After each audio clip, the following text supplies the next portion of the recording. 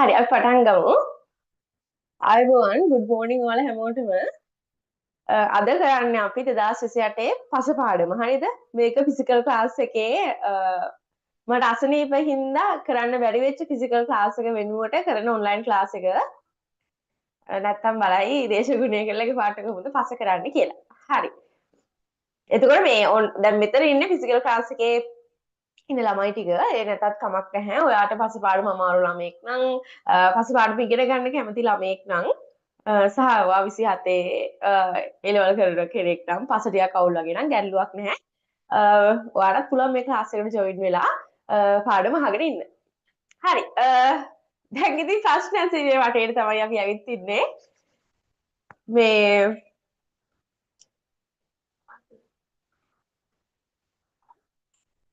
හරිද?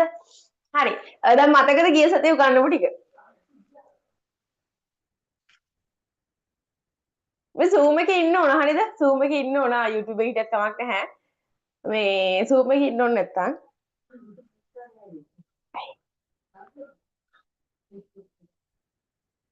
හරි. මේ මතකද? මතකද ඊයේ සතියේ මොන කොතෙන් ඉගෙන ගත්තද මොන හරි ඉගෙන ගත්තේ කියලා. හරි මතකයි නේ. හරි. පාඩම පටන් ගන්න කලින් සුපුරුදු විදිහට ඉක්මනට මතක් කරලා දෙන්නම්. මොනවද අපි මේ වෙද්දී ඉගෙනගෙන තියෙන්නේ කියලා පස පාඩමේ. හරි. පස පාඩම ගත්තාම දැන් මම මේ කියන ඒවා පුළුවන් ද කියලා බලන්න ඕන. දැන් ගිය සතියේ මෙහෙම හදි බැරි වෙච්ච අමතක වෙච්ච පොඩක් ඔයා පොඩක් එකපාරට උත්තරේ දෙන්න බැරි වෙච්ච කොටස් අද වෙද්දි පුළුවන් වෙන්න ඕන. හරිද? අද වෙද්දි පුළුවන් වෙන්න ඕන. අදත් ටිකක් මේ පැටලි කියන්න බෑ. අද වෙද්දි පුළුවන් වෙන්න ඕන. හරිද?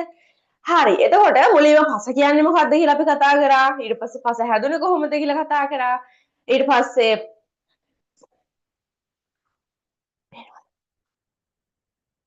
හරිද? පස කියන්නේ මොකක්ද කියලා කතා කරා. පස හැදුනේ කොහොමද කියලා කතා කරා. ඊට පස්සේ පසේ සංඝටක මොනවද? ඊට පස්සේ පසේ ලක්ෂ මොනවද? පසේ සංඝටක මොනවද? පාංශු පැතිකඩක් කොහොමද තියෙන්නේ කියලා කතා කරා. ඊට පස්සේ අපි කතා කරා පසේ වැදගත්කම් මොනවද කියලා. වැදගත්කම් පහක් ගැන කතා කරා. හරිද? ඊට පස්සේ අපි පසේ ලක්ෂණ ගැන කතා කරන්න ආවා. පසේ ලක්ෂණ ප්‍රධාන ආකාර කොටස් තුනකට වර්ගීකරණයක් කරා. මොනවාද? භෞතික ලක්ෂණ, රසායනික ලක්ෂණ සහ ජෛවීය ලක්ෂණ කියලා. හරිද? ඉතින් දැන් අපි කතා කරගෙන ඉන්නේ භෞතික ලක්ෂණවල වයනය සම්පූර්ණ කතා කරලා ඉවරයි.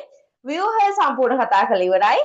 දැන් වර්ණය කතා කරගෙන යන ගමන් ඉන්නේ. ඉතින් ගොඩක් ලොකු කොටසක් මේ වෙද්දි කරලා ඉවරයි. තව ඒක කරා වගේ කොටසක් කරන්න තියෙනවා. හොඳද? ඒකින් අද වර්ණයයි සංස්කෘතියයි කරලා ඉවර කරමු. හරි. මෙතෙන්ට එනකන් කරපු ඒ වගේ මොකක් හරි ගැටලුවක් තියෙනවද?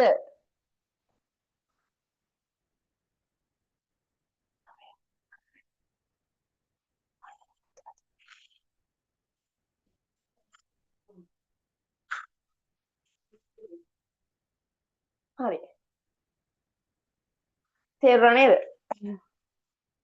ඊට පස්සේ මම වර්ණය තව සුට්ට වැඩිපුර මතක් කරලා දෙන්නම්. මොකද අපි අන්තිම නතර කරේ වර්ණයෙන් හින්දා පාංශු වර්ණය පාංශු මං කිය හරි ලේසි කොටසක් සහ ආසිතර කොටසක්. හරිද? අමාරු දේවල් මොකුත් නැහැ. පාංශු වර්ණය ගත්තාම දැන් මේ නිර්වචන පොතේ මේවා ලියවිලා තියෙන්න ඕන. පාංශු වර්ණය කියන්නේ මොකද්ද? පසේ පියවි ඇසට හඳුනාගත හැකි වර්ණයට අපි කියනවා පාංශු වර්ණය කියලා. පසේ පියවි ඇසට හඳුනාගත හැකි වර්ණය පාංශු වර්ණය. එතකොට පාංශු වර්ණය අපිට කියන්න පාංශු වර්ණය අපිට මේ පසේ මේ වර්ණය තියෙනවා. මේ පසේ මේ වර්ණය කියලා අපිට කියන්න පසේ වර්ණය අපිට පසේ වර්ණය අපිට හඳුනා ගැනීම සඳහා භාවිතා කරන වර්ණ සටහනට කියනවා මොකක්ද? මන්සල් වර්ණ සටහන. හරිද? මන්සල් වර්ණ සටහන. මන්සල් වර්ණ සටහන කියලා කියනවා. ඉතින් මේ මන්සල් වර්ණ සටහන උපයෝගී කරගෙන තමයි අපි යම්කිසි පසක වර්ණය මොකක්ද කියලා කියන්නේ. එතකොට මන්සල් වර්ණ සටහන භාවිතා කරනකොට අපිට ඒක මේ පසේ වර්ණය කියන විදි තුනක් තියෙනවා. ඒ කියන්නේ තුන් විදියකින් අපි තුන් කොටස් තුනක් උපයෝගී කරගෙන තමයි වර්ණය කියන්නේ. හරිද? මොනවාද?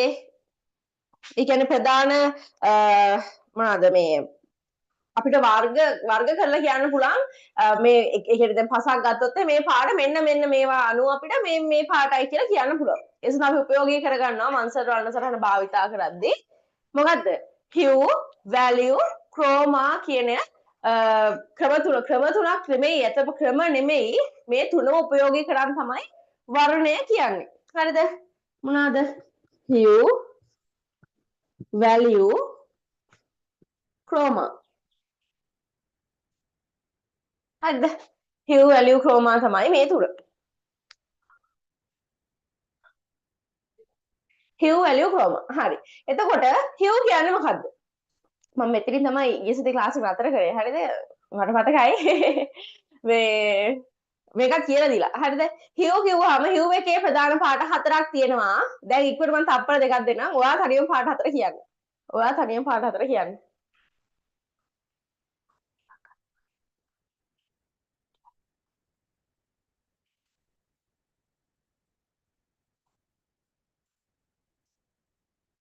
හරිද? hue එකේ පාට හතර මම හිතනවා දැන් තනියම කියන්න නැති කියලා. හරි මොනවද පාට හතර? රතු, නිල්, කහ, කොළ. රතු, නිල්, කහ, කොළ කියන මේ ප්‍රධාන වර්ණ හතර තමයි මේ hue කියන එකෙන්.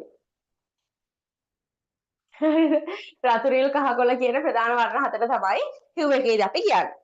ඊට පස්සේ මේ ඊට පස්සේ මේ වර්ණ හතර අනුව තමයි කියන්නේ. ඒ කියන්නේ ප්‍රධාන වශයෙන් මේක යන්නේ මේ ප්‍රධාන පාට හතරේ මේ රතු කහ නිල් කොළ කියන එකෙන් එයා බේසිකලි අයත් වෙන්නේ මොන පාටටද? ප්‍රධාන වර්ණය මොකක්ද එයාගේ? ඒ කියන්නේ එයා රතු පාටට හුරු කෙනෙක්ද, කහ පාටට හුරු කෙනෙක්ද, කොළ පාටටද, නිල් පාටටද හුරු කියලා තමයි ඒකෙදි බලන්නේ. එතකොට සමහරවිට රතු කහ නිල් කොළ හරිද ඔය විදිහට රතු කොළ රතු නිල් ඔහොම පාටවල් දෙකක් අතරින් යන ඒවා තියෙනවනේ අන්න ඒව හඳුනා ගැනීම අන්නේ ඒ දැන් මන්සල් වර්ණ සටහන පෙරලපුවාම මෙයාව අයත් වෙන්නේ ප්‍රධාන වර්ණ වලින් මොන කාණ්ඩයටද කියන එක තමයි හිව් වලදී බලන්නේ හරිද හිව් වලදී දැන් අපි නිකන් හිතන්නකෝ අපි සාමාන්‍ය අහස නිල් පාටයි. හරිද?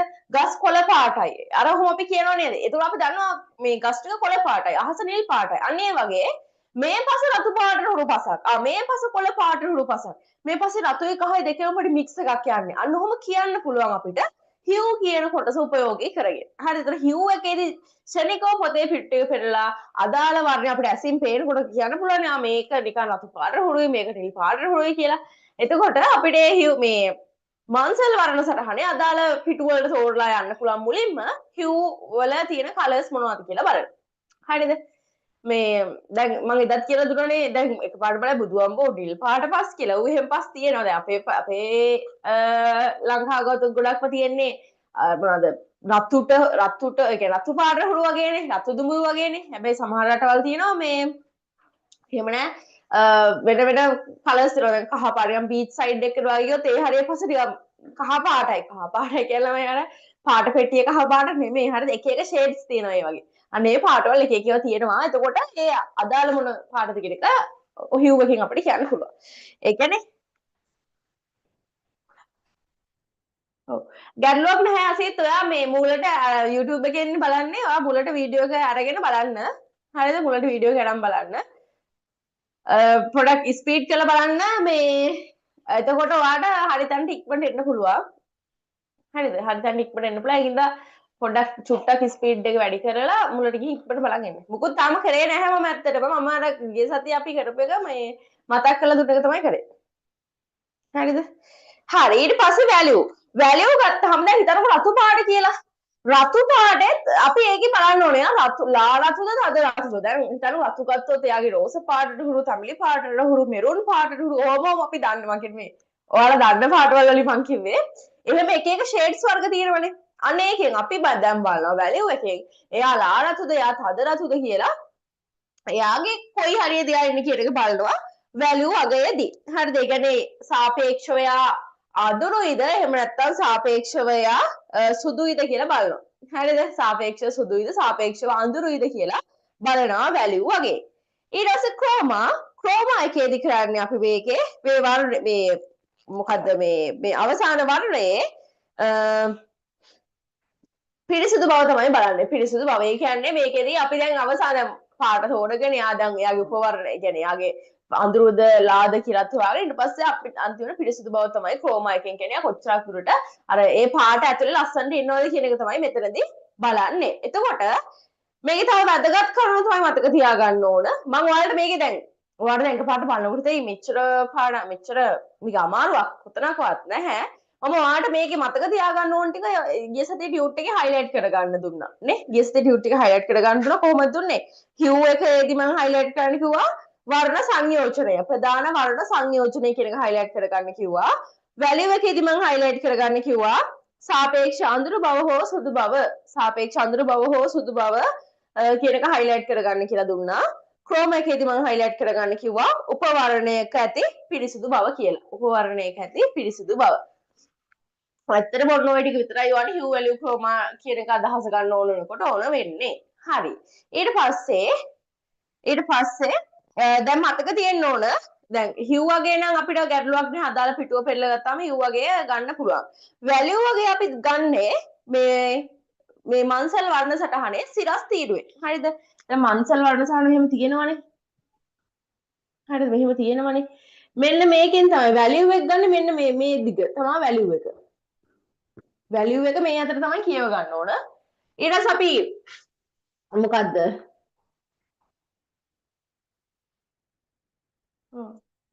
hue value chroma එක ගන්නේ මෙන්න මේ පැත්ත chroma එක තියෙන්නේ කොයි පැත්තද? chroma එක තියෙන්නේ මේ තිරස් අක්ෂයට. තිරස් අක්ෂයට තමයි chroma එක තියෙන්නේ. හරි මම ඔයාලට වීඩියෝ එකක් දාන්නම් කොහොමද මේ hue value chroma වගේ කියවන්නේ කියලා බලා ගන්න. වීඩියෝ එකක් දාන්න. හරිද? හරි ඊට පස්සේ දැන් අපිට පුළුවන් අපි ඉන්න තැනට එන්න. මෙතන නිකන් කරපු ටික ගැටලුවක් තියෙනවද ළමයි?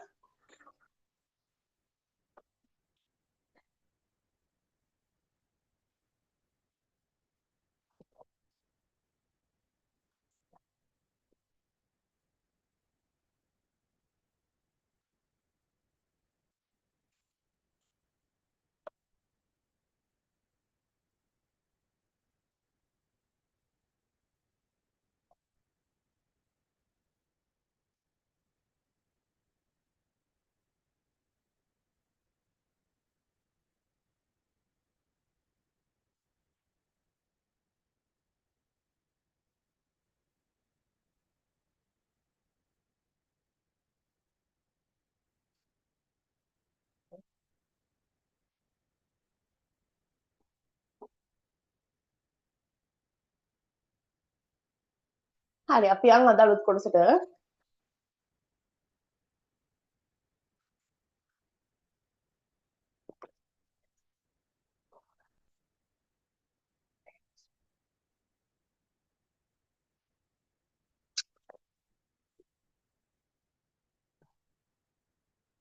හරි අපි කරමු ඉස්සරහට කරගෙන යන්. එන්න පාඩමට. හරි බලන්න පාංශු වර්ණය සඳහා බලපාන සාධක. පාංශු වර්ණය සඳහා බලපාන සාධක. පාංශු වර්ණය සඳහා දැන් හිතන්නකෝ දැන් මම එදත් කිව්වා අපේ රටේ අපි රටක් විදිහට ගත්තත් එහෙම නැත්නම් අපි සම්පූර්ණ ලෝකයක් විදිහට ගත්තත් මේ අපේ රටේ තියෙන පසේ පාට නෙමෙයි තව රටක් ගත්තොත් තියෙන්නේ. හරිද? ඒ ඕනෙත් නෑ. දැන් අපේ කඳුකරේ පැත්තේ තියෙන පස්වල වර්ණය නෙමෙයි අපේ පහතරට පැත්තට ගියාම තියෙන පස්වල වර්ණය. හරිද? ඒ වගේ පාටවල් වෙනස්. එතකොට රට ඇතුලේ ගත්තත් සම්පූර්ණ ලෝකයේම සලකා ගත්තත් ප්‍රදේශයෙන් ප්‍රදේශයට පසේ වර්ණය වෙනස් වෙන්න එක එක සාධක බලපානවා. එහෙම නැත්නම් මේ මුළු ලෝකෙම එකම පාටක් තියෙන්න පුළුවන් නේ. මුළු පෘථිවියේම එකම පාටක් තියෙන්න පුළුවන්. එහෙම නැත්නම් මුළු ශ්‍රී ලංකාවේම කිසිම පාටවල මේ පසේ වර්ණයේ කිසිම වෙනසක් නැතුව එකම පාටක් තියෙන්න පුළුවන් නෑ. එහෙම එකම පාටක් මේ නෙමෙයි තියෙන්නේ විවිධ වර්ගයේ මේ තියෙනවා. සමහරවිට ඔයාලට හොයාගන්න පුළුවන් සමහරවිට ගෙවත්තේ තැන් දෙකකින් සාම්පල් දෙකක් ගත්තොත් එහෙම පස් සාම්පල් දෙකක් ගත්තොත් එහෙම ඒ කියන්නේ මම සරලම උදාහරණයක් දෙන්නම් ටිකක් පොඩ්ඩක් ඔය හොඳට කුණු ගොඩ ඔයාලා ගෙදර කුණු එකතු කරන මේ කුණු වල අසලින් ගත්තොත් එහෙම පස් සාම්පල් එකක් එතන පස ගොඩක් කළු පාටට හුරුයි නිකන් ගුරුට වඩා කළු පාටට හුරු පසක් තමයි ඔයාලට දකින්න හම්බෙන්නේ. හරිද? කුණු වල ළඟින් පස් ටිකක් ගත්තොත් එහෙම. ගුරු පාට හුරුයි. හැබැයි ඔයා නිකන් වගේ මිදුල හරියෙන් පස් ටිකක් ගන්න ගියොත් එහෙම. හරිද? මිදුල හරියෙන් පස් ටිකක් ගන්න ගියොත් එහෙම එතන කොහොමද? එතන එහෙම නෑ. එතන සාමාන්‍ය ගුරු පාට හුරු පසක් තමයි තියෙන්නේ. හරිද? එතකොට ඔයාලට තේරෙනවා පස් සාම්පල් ගන්න තැනත් එක්ක ඒ කියන්නේ පෙදේ ස්ථානයෙන් ස්ථානයට පසේ වර්ණය වෙනස් වෙනවා. හැම තැනම තියෙන එකම වර්ණයක් නෙමෙයි කියලා.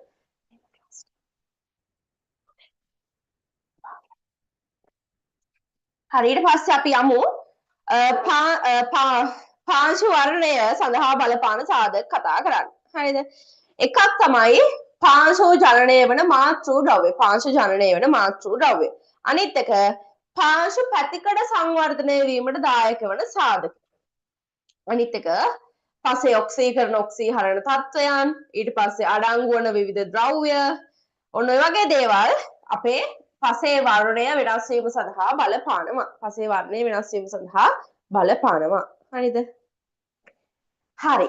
ඔයාගේ ටියුට් එකට එන්න 15 වෙනි පිටුවට බලන්න පාංශු වර්ණය සඳහා බලපාන සාධක. පාංශු වර්ණය සඳහා බලපාන සාධක වලින් පළවෙනි එක තමයි පාංශු ජනනය වූ පස ජනනය වූ මාතෘ ද්‍රව්‍ය. ඒ කියන්නේ දැන් එයාගේ මාතෘ ද්‍රව්‍ය අණුව එයාගේ පසේ පාට වෙනස් වෙනවා. දැන් අර දැන් ඇත්තටම ගත්තොත් එහෙම හිතන්නකෝ දැන් දෙමව්පියන්ගේ පාටනේ ළමයින්ට එන්නේ. නේද? දෙමව්පියන්ගේ පාට තමයි ළමයින්ට එන්නේ. එතකොට දැන් මේ ළමයා මේ පාටයි මේ ළමයා මේ පාටයි කියලා කියන්නේ එයාගේ දෙමව්පියන්ගෙන් ආපු අර ජාන වලින් එක්ක.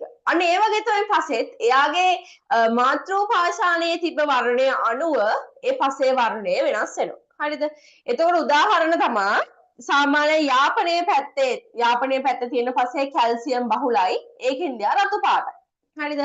ඊට පස්සේ තෙත් කලාපයේ පෙල්ස් පාර පස කහ පාටයි.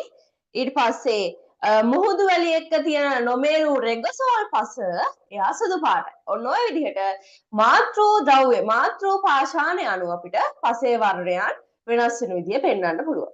හරි නේද? දැන් ඔයාලා බලයි අයියෝ රෙගසෝල් පස ඊට පස්සේ පෙල්ස් පාර පස ඔහොම තියනවා කියලා නැහැ නම් පොඩ්ඩක් මතක තියාගන්න. ඒ එක එක පාංශු කාණ්ඩ තමයි තියෙන්නේ. හරිද? ඒ ඔක්කොම අපි කතා කරන්නේ අපි අපේ සිලබස් එකේ ප්‍රධාන ඒවා 4යි කතා කරන්නේ. උදාහරණ ලියද්දි මේව මතක තියාගන්න ඕන. අමාරු නැහැ එක වචනයක් මතක තියාගන්න විතරයි තියෙන්නේ. හරි. අපි ලියමු. ලියන්න පස ජනනය වූ මාතෘ ද්‍රව්‍ය. එතන ලියා ගන්න තද රතු. මුලින්ම තද රතු.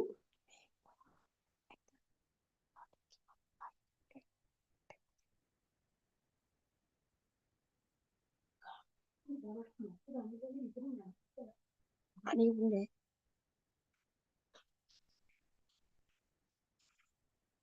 හරි. තද රතු එක ලියන්න යාපනය ප්‍රදේශයේ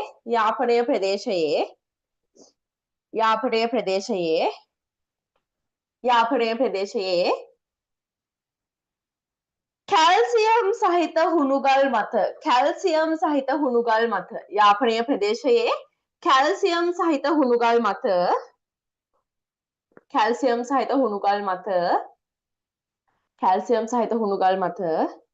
වර්ධනය වන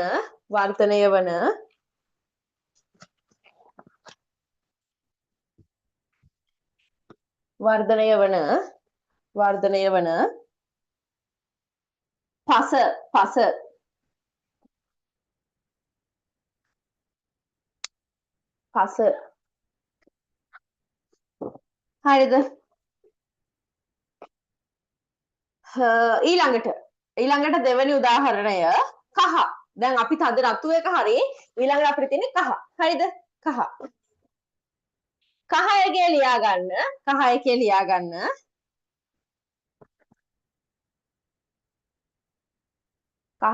ගන්න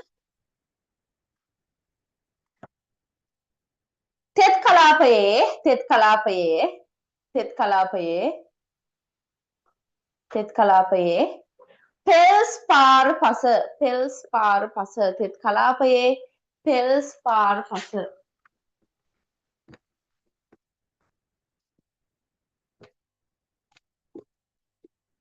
තෙත් කලාපයේ පෙල්ස් පාර පස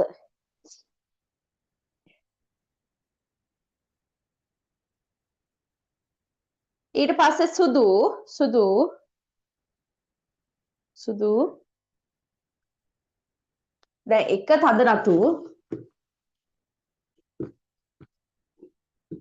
දෙක කහ, තුන සුදු. හරිද? සුදු එක ඊයා ගන්න. මුහුදු වැලි මත නිර්මාණය වූ මුහුදු වැලි මත නිර්මාණය වූ මුහුදු වැලි මත නිර්මාණය වූ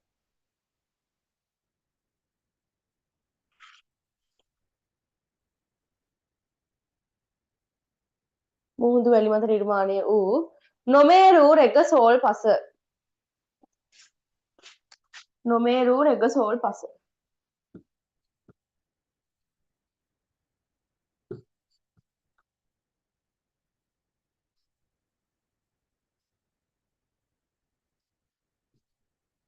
නොමේරු රෙගසෝල් පස.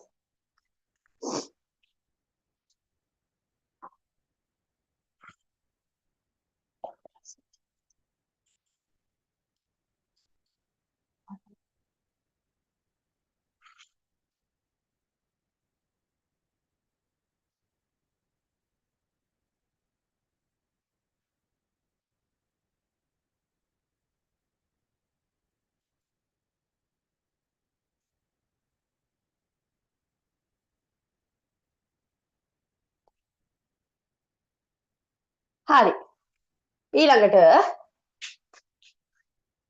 ඊළඟට අපි යන් ඊළඟට දැන් ඔන්න පාංශු පස ජනනය වූ මාතෘකාව මේක අහන්නේ ළමයි MCQ වල මෙහෙම අහනවා. හරිද?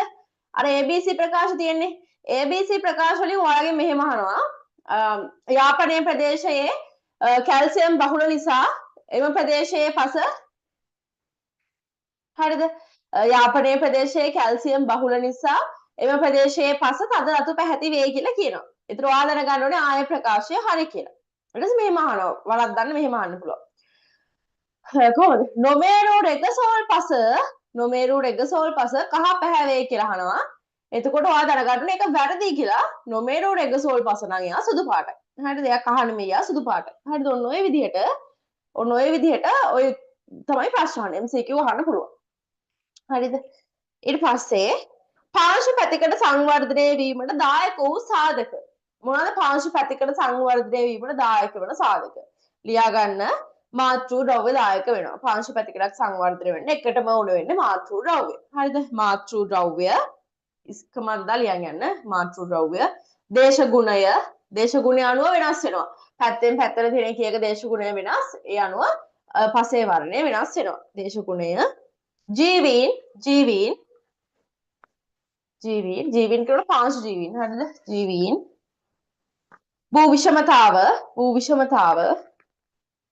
භූ විෂමතාව මාතෘ ද්‍රව්‍ය දේශගුණය ජීවීන් භූ විෂමතාව කාලය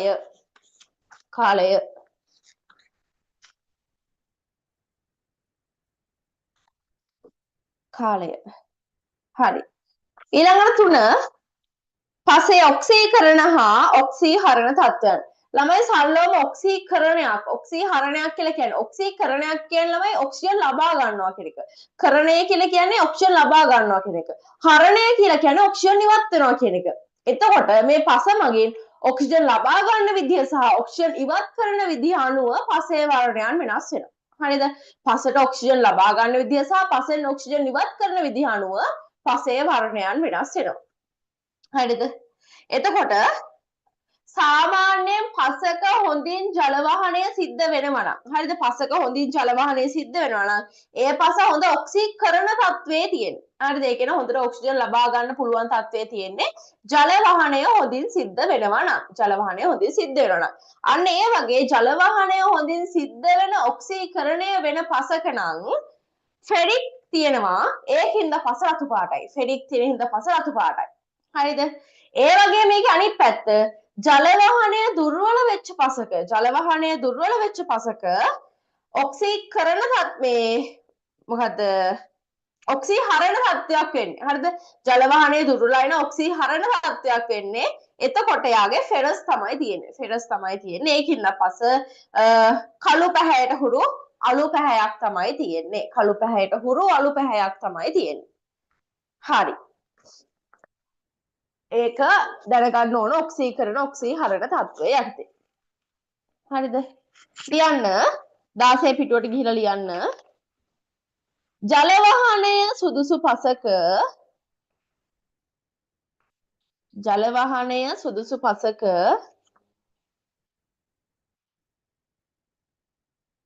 ජල වාහනය සුදුසු පසක හොඳින් ඔක්සිජන් ලැබෙන නිසා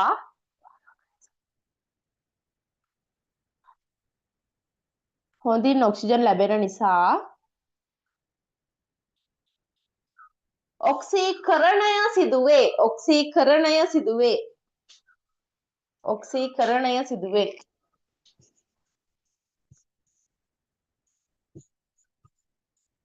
මෙහෙම ලියන්න නැත්නම් දිගටම ඔක්සීකරණය කිව්වත් කමක් නැහැ. ඔක්සීකරණය සිදුවේ.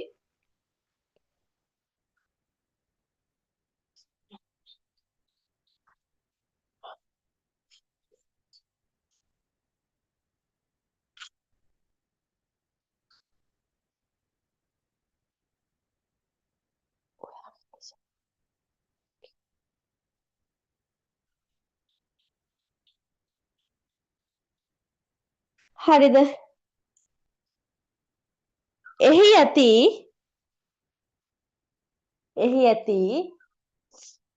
එහි ඇති ෆෙරික් ෆෙරික් ෆෙරික්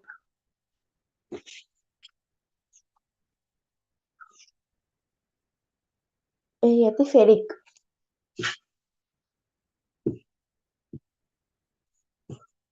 වහර ලියන්න FV ධන 3 ෆෙරික්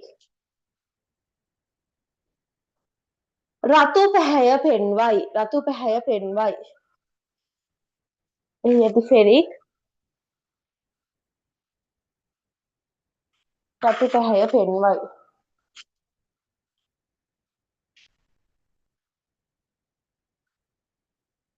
රතු පැහැය පෙන්වයි. හරි. ඊට පස්සේ ලියන්න ජල වාහනය දුර්වල වූ විට ජල වාහනය දුර්වල වූ විට ජල වාහනය දුර්වල වූ විට ජල වාහනය දුර්වල වූ විට ඔක්සීහරණය සිදුවේ. ඔක්සීහරණය සිදුවේ. ජල වාහනය දුර්වල වූ විට ඔක්සීහරණය සිදුවේ.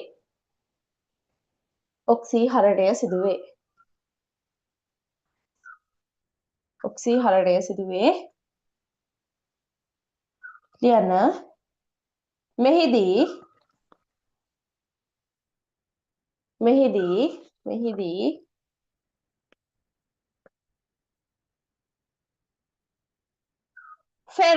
ෆෙරස් ඒ කියන්නේ අර මේ මොනවාද යකඩ අයරනේ ෆෙරස් මේ මොනවාද යකඩනේ එයාලා ෆෙරස් ඒ කියන්නේ Fe දෙක දාන බවට ෆෙරික් තිබ්බේ කලින් ඔක්සීකරණයේදී ෆෙරික් තිබ්බේ දැන් එයා ෆෙරස් බවට පත් වෙනවා හරිද මෙහි ඇති ෆෙරස් ඒ කියන්නේ Fe ධන 2 මෙහි ඇති ෆෙරස්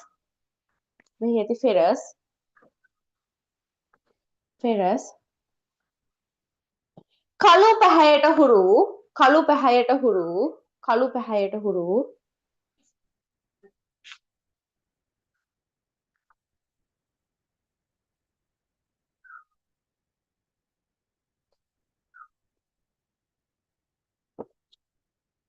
ෆෙරස් මෙහි ඇති ෆෙරස් කළු පැහැයට හුරු අලු පැහැයක් පෙන්වයි. කළු පැහැයට හුරු අලු පැහැයක් පෙන්වයි. කළු පැහැයට හුරු අලු පැහැයක් පෙන්වයි. කළු පැහැයට හුරු අලු පැහැයක් පෙන්වයි.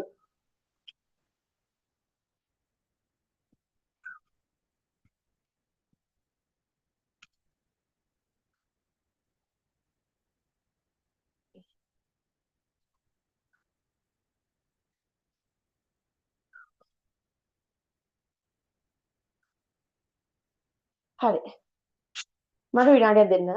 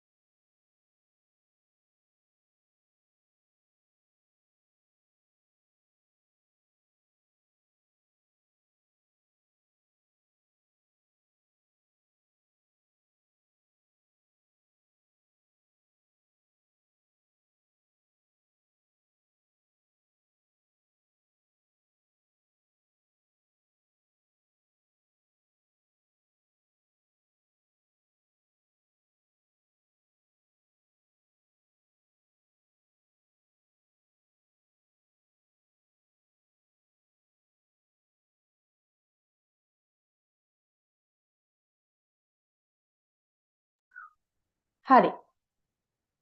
ඊළඟ එක 4 හතරේ පොඩ්ඩක් හදාගන්න ළමයි.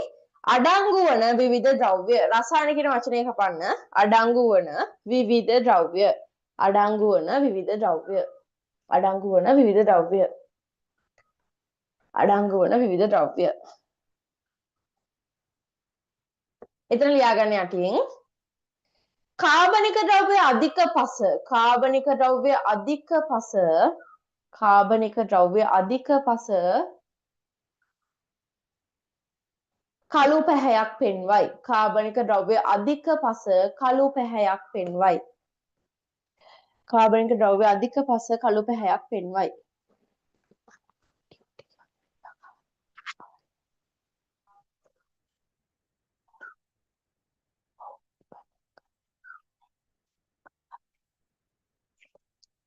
හරි.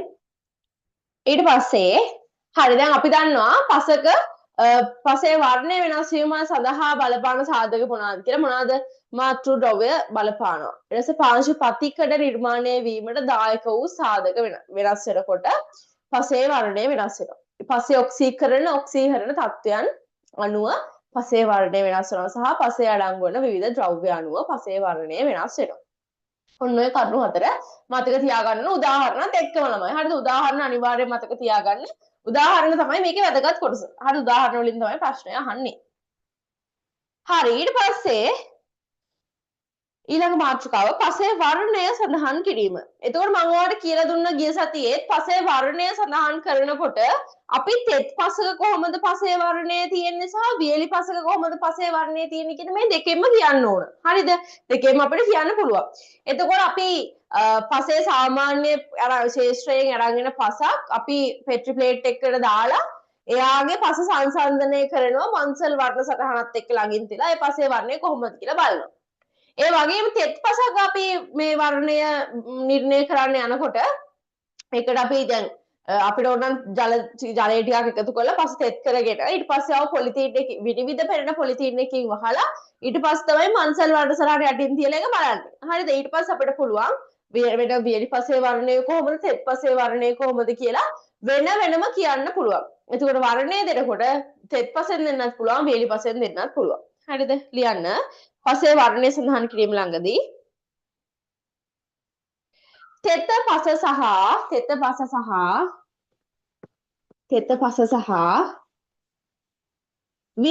සඳහා තෙත පස සහ වියලි පස සඳහා තෙත පස සහ වියලි පස සඳහා තෙත පස සහ වියලි පස සඳහා වෙන වෙනම වර්ණය සඳහන් කළ යුතුය.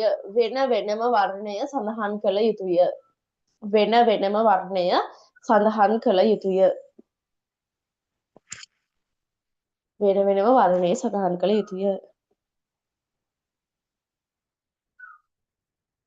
හරි. අපි දැන් කියන්න යන්නේ ඊළඟට මේ පසේ පාංශු වර්ණය අනුව පසේ ගුණාංග මොන වගේද කියලා. හරිද? පසේ වර්ණය අනුව පසේ ගුණාංග මොන වගේද කියලා කියන්න යන්නේ. ඒ කියන්නේ රතු පාට පසක් නම් එයා මොන වගේද? කහ පාටයි නම් මොන වගේද? අලු පාටයි නම් කළු පාටයි නම් මොන වගේද කියලා තමයි දැන් කියන්න යන්නේ. හරිද? කළු හෝ දුමුරු පාටයි නම් අපි කියනවා ඒ පසේ කාබනික ද්‍රව්‍ය වැඩි. කාබනික ද්‍රව්‍ය වැඩි. කළු හෝ දුමුරු පාටයි නම් එයාගේ කාබනික ද්‍රව්‍ය වැඩි. සැලියා ගන්න. කාබනික ද්‍රව්‍ය වැඩිය.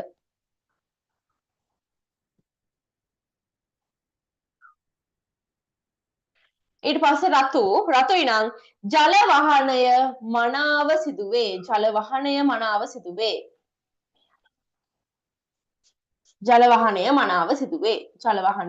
සිදුවේ. අලුයි නම් මොකද්ද? අලු පාටයි නම්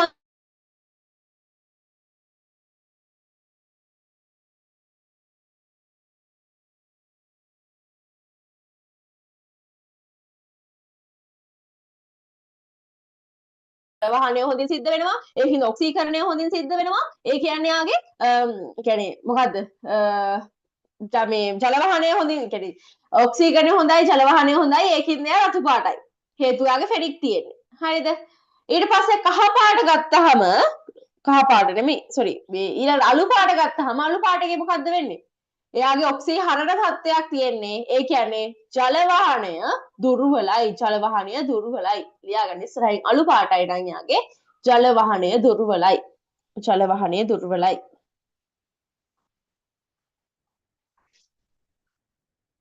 ජල වහනය දුර්වලයි. ජල වහනය දුර්වලයි. හරිද? ජල වහනය දුර්වලයි.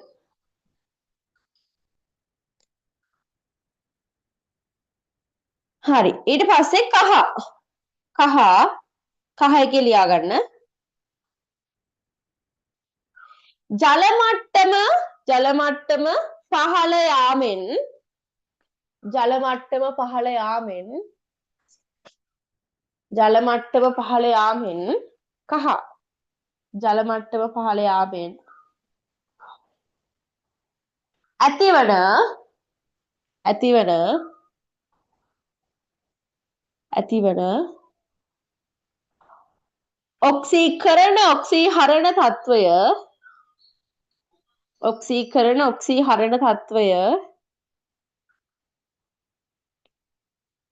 ඔක්සීකරණ ඔක්සීහරණ තත්වය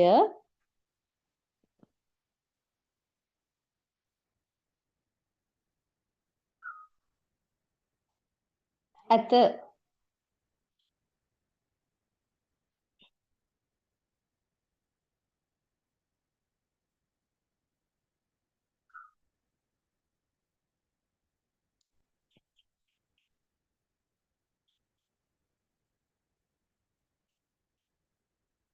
හරි.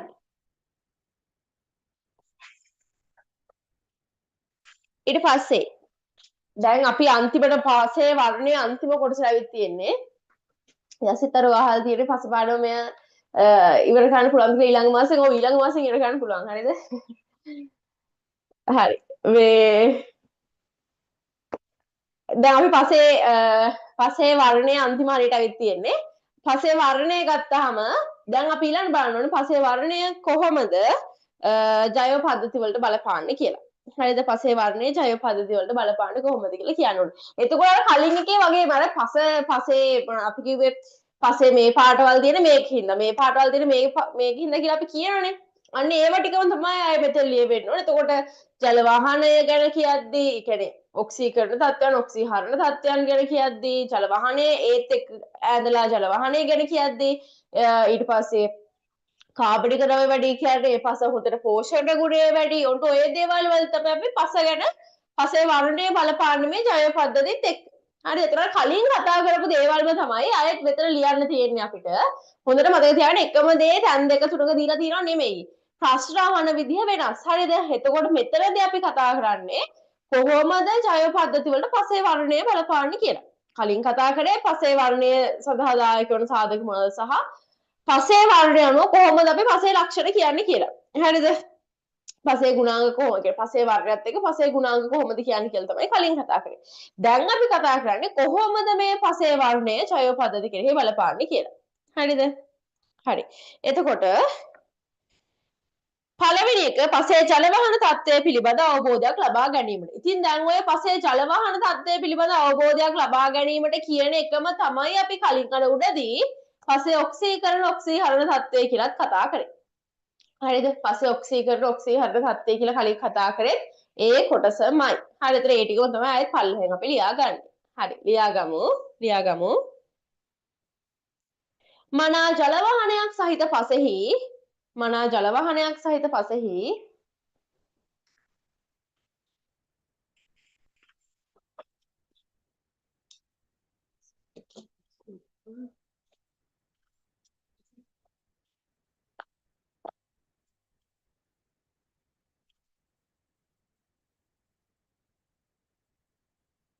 මනා ජල වහනයක් සහිත පසෙහි මනා ජල වහනයක් සහිත පසෙහි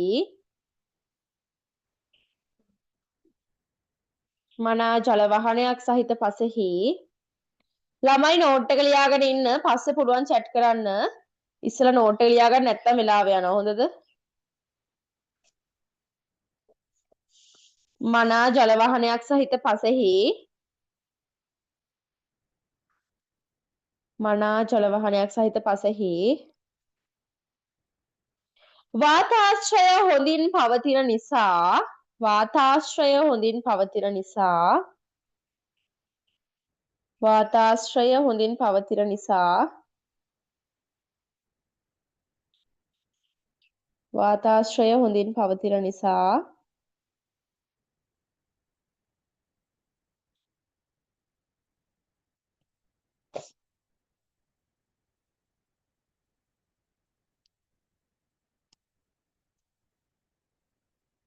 යකඩ ඔක්සිකරණය වී යකඩ ඔක්සීකරණය වී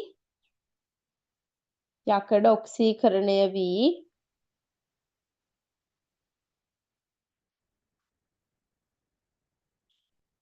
යකඩ ඔක්සීකරණය වී ෆෙරික් බවට පත්වී ෆෙරික් බවට පත්වී ෆෙරික් බවට පත්වී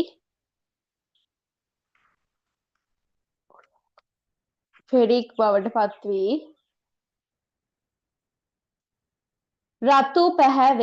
රතු පැහැවේ ෆෙරික් බවට පත්වී රතු පැහැවේ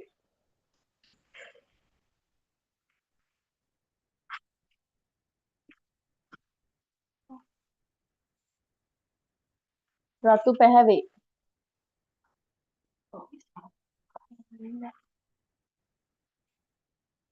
රතු පැහැවේ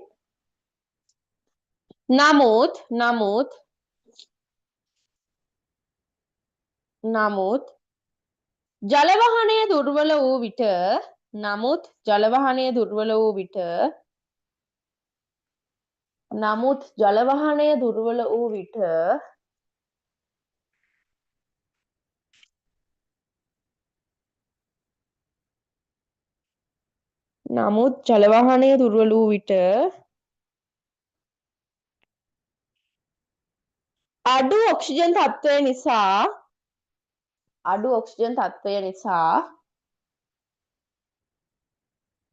අඩු ඔක්සිජන් තත්ත්වය නිසා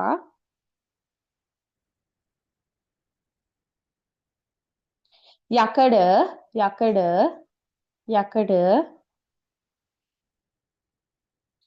ෆෙරස් අයන ලෙස පවතින බැවින්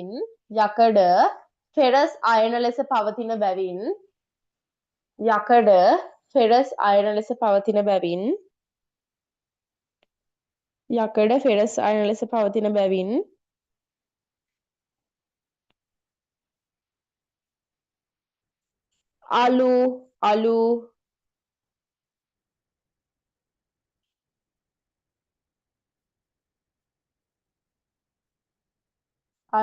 දුඹුරු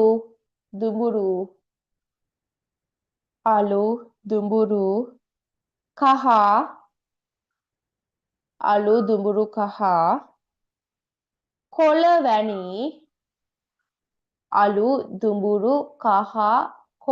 වැනි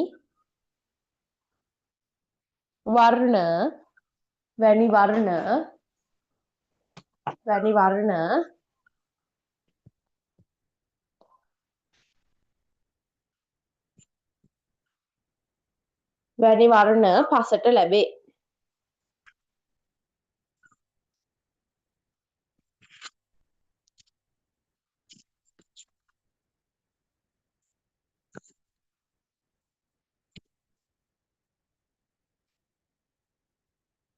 වැඩි වර්ණ පසට ලැබේ.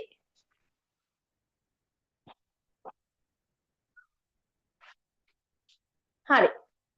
ඊළඟට දෙක පාංශ උෂ්ණත්වයේ කෙරෙහි අවබෝධයක් ලබා ගන්න. පාංශ උෂ්ණත්වයේ කෙරෙහි අවබෝධයක් ලබා ගන්න ගියම ළමයි දැන් අපි දන්නවා සාමාන්‍යයෙන් කළු පාටට හුරුයි නම් කියලා ඕනම මතු පිට පුෂ්ඨයක් කළු පාටට හුරුයි නම් එයාලගේ ආවේ උෂ්ණත්වය අවශෝෂණය කරගන්න ප්‍රමාණය වැඩි. ඒ කියන්නේ ආලෝකය අවශෝෂණය කරගන්න ප්‍රමාණය වැඩි හින්දා උෂ්ණත්වය වැඩි. අන්න ඕක ඔය දෙයම තමයි පස කළු පාටට හුරුයි නම් ආලෝකය අවශෝෂණය කරගන්න ප්‍රමාණය වැඩි නිසා පසේ උෂ්ණත්වය වැඩි වෙනවා. තේරුණාද ඒක? මොකද්ද වෙන්නේ? පසේ මේ පස කළු පාටයි නම් පස මතු පිට කළු පාටයි නම් ආලෝක අවශෝෂණය වැඩි හින්දා උෂ්ණත්වය ඉහළ යනවා. ලියාගන්න පල්ලෙහාම උදාහරණයක් විදිහට පාංශු වර්ණය කළු පැහැති වන විට පාංශු වර්ණය කළු පැහැති වන විට පාංශු වර්ණය කළු පැහැති වන විට පාංශු වර්ණය කළු පැහැති වන විට ආලෝක අවශෝෂණය වැඩි වී ආලෝක අවශෝෂණය වැඩි වී පාංශු වර්ණය කළු පැහැති වන විට ආලෝක අවශෝෂණය වැඩි වී උෂ්ණත්වය වැඩි වේ. උෂ්ණත්වය වැඩි වේ.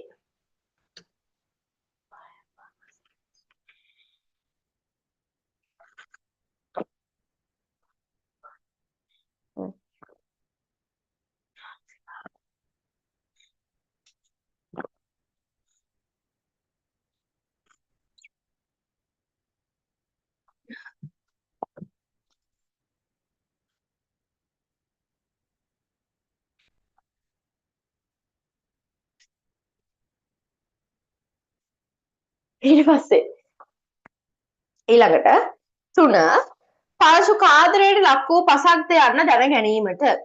හරිද? දැන් අපිට මතු පිට පස සෝදා පාළු වෙලා නම් තේරෙනව නේද? මතු පිට පස නිකන් අර කෑලි ගැලවිලා ගිහිල්ලා ඊට පස්සේ පාටම පසේ මතු පිට පසේ පාට මේ තැන එක එක පාටවල් නම් තියෙන්නේ. ඔන්න අපිට අවබෝධයක් ගන්න පුළුවන් මේ පස කාදරයට ලක් වෙලා සෝදා පාළුවට ලක් වෙලා තියෙන්නේ කියලා. ලියන්න. පස මතු පිට වර්ණය අණුව පස මතු පිට වර්ණය අණුව පස මතු පිට වර්ණය අණුව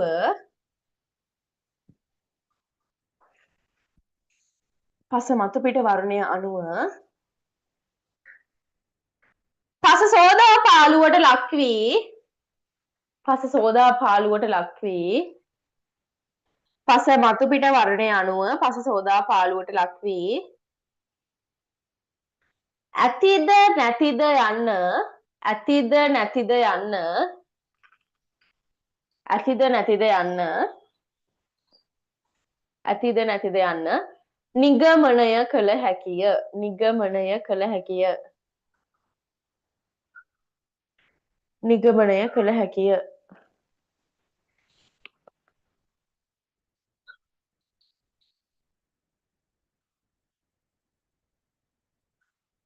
හරි ඊට පස්සේ පසේ අඩංගු පෝෂක ප්‍රමාණය පිළිබඳ අවබෝධයක් ලබා ගැනීමට. ළමයි සාමාන්‍යයෙන් මම කලිනුත් කිව්වා ටිකක් පස කළු පාටට හුරුයි නම් එයාගේ කාබනික ද්‍රව්‍ය ප්‍රමාණය වැඩි. හරිද? ඒතර කාබනික ද්‍රව්‍ය ප්‍රමාණය වැඩි කියන්නේ ඒ පසේ හොඳට පෝෂක අවශෝෂණය කරගන්නවා. පෝෂක ටික අවශ්‍ය වෙලා නිදහස් කරනවා. එතකොට පසක් කළු පාටට හුරුයි නම් එයාගේ හියුමස් ගතිය කියන්නේ කාබනික ද්‍රව්‍ය ටික වියෝජනය වෙලා හැදෙන අවසන් ඵලය තමයි හියුමස් කියන්නේ. එතකොට හියුමස් වැඩි හියුමස් වල පාට තමයි කළු පාට කියන්නේ හියුමස් ගතිය වැඩි ඒකින්ද යාළුවෝ හොඳට පෝෂක අවශෝෂණය කරගෙන තියාගෙන ඉඳලා අවශ්‍ය වෙලාවට නිදහස් කරන්න පුළුවන් හරිද ලියන්න පසක පවතින කාබනික ද්‍රව්‍ය ප්‍රමාණය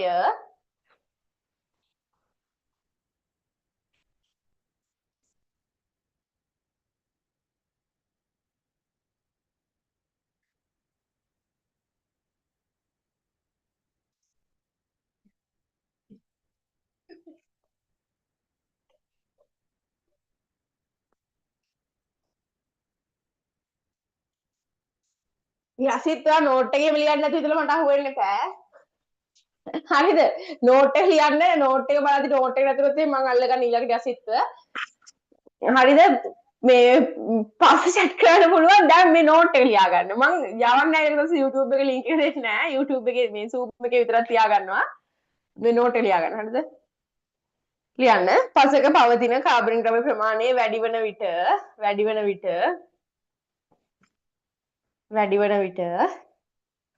එම පස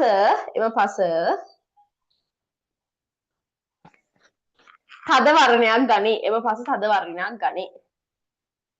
එම පස තද වර්ණයක් ගනී. එම පස තද වර්ණයක් ගනී.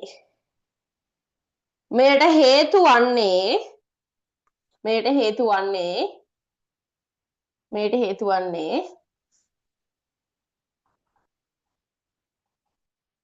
කාබනික ද්‍රව්‍ය ජීර්ණයේ කාබනික ද්‍රව්‍ය ජීර්ණයේ කාබනික ද්‍රව්‍ය ජීර්ණයේ කාබනික ද්‍රව්‍ය ජීර්ණයේ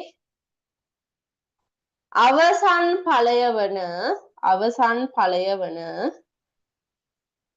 අවසන් ඵලය වන humus humus humus humus කළු පැහැයක් ගැනීමයි humus කළු පැහැයක් ගැනීමයි humus කළු පැහැයක් ගැනීමයි humus කළු පැහැයක් ගැනීමයි මෙහිදී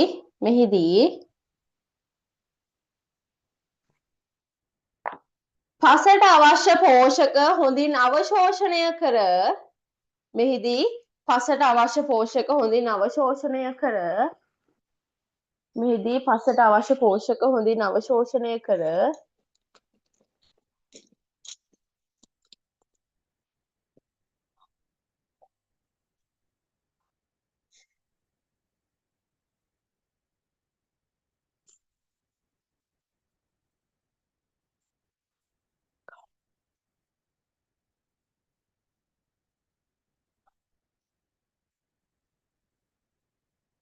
මෙහිදී පසට අවශ්‍ය පෝෂක හොඳින් අවශෝෂණය කර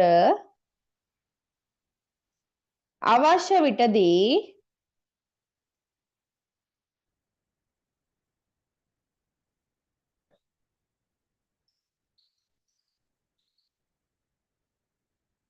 නිදහස් කරයි.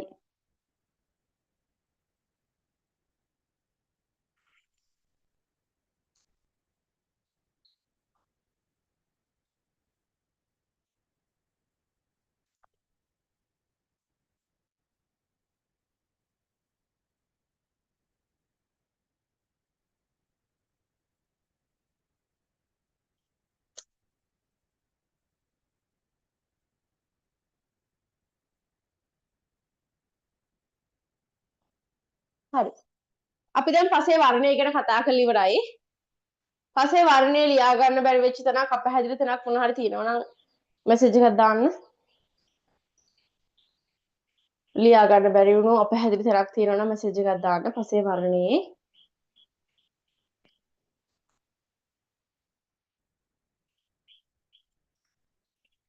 ඊළඟට අපිට කතා කරන්න තියෙන්නේ පාර්ශ්ව සංස්ථිතිය.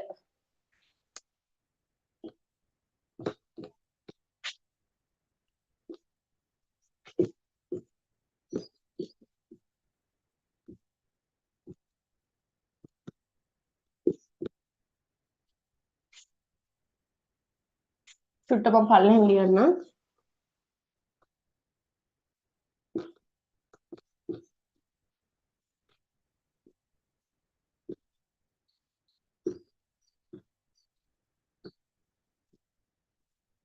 පාර්ශ්ව සංස්ථිතිය. හරිද? අපි මේ කතා කරන හතරවෙනි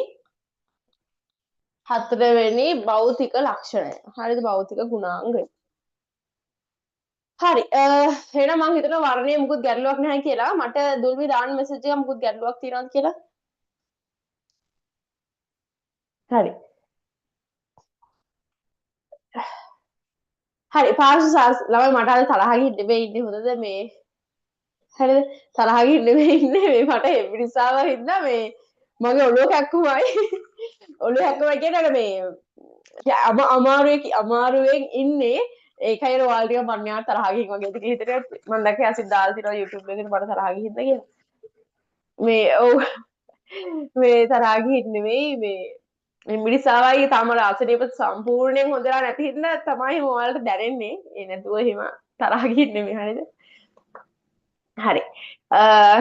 සංසිතිය. පාර්ශ්ව සංසිතිය කියන්නේ මොකක්ද? පාර්ශ්ව සංසිතිය කියන්නේ දැන් හිතන්නකෝ මේ මෙතන මෙහෙම පසක් දැන් මේ මගේ අත තමයි පස. හරිද? මගේ අත තමයි මේ පස. හරිද? මෙන්න මේ පාංශු ස්කන්ධය මත මම බාහිර බලයක් යොදනවා. මේ පාංශු ස්කන්ධය එහෙම බාහිර බලයක් යොදලා මේක මිරිකලා කඩන්න හදනවා. හරිද? මේ පාංශු ස්කන්ධය මෙන් බාහිර බලයක් යොදලා එහෙම කඩන්න හදනවා. මෙන්න මේ බාහිරින් යොදන බලයට විරුද්ධව පාංශු ස්කන්ධය මගින් ඇති කරන ප්‍රතිරෝධීතාවයට අපි කියනවා. ඒ කියන්නේ බා කැඩිලා යන්න. ඒ කියන්නේ පස්ස ස්කන්ධය හැම වෙලෙම උත්සාහ කරන එයා කැඩිලා යන්න නැතුව ඉන්න. හරි දැන් කැඩිලා යන්නේ නැතුව ඉන්න තමයි යා උත්සාහ කරන්නේ. ඒකට යා මෙයා දැන් හයියෙන් හිතනවා මෙයාව හයිය මිරිකොත් මෙයා කැඩෙනවා. හැබැයි යා හැම වෙලේම උත්සාහ කරන්නේ යා කැඩෙන්නේ නැතුව ඉන්න. ඒතර බාහිර බලයක් වගේ මේ පස්ස ස්කන්ධේ කඩන්න යොදන මේ බාහිර බලයට ප්‍රතිවිරුද්ධව පාර්ශ්ව ස්කන්ධය මගින් ඇති කරන ප්‍රතිරෝධයට අපි කියනවා පාර්ශ්ව සංසිතිය කියලා. ඒ කියන්නේ කැඩෙන්නේ නැති වෙන්න පුළුවන් තරම් යා ෆයිට් කරන එකට. එතන යොදන බලයට අපි කියන්නේ පාර්ශ්ව සංස්ථිතිය කියලා. හරිද? මේ පාර්ශ්ව ස්කන්ධයක් තියෙනවා. යාට බාහිර බලයක් යොදනවා.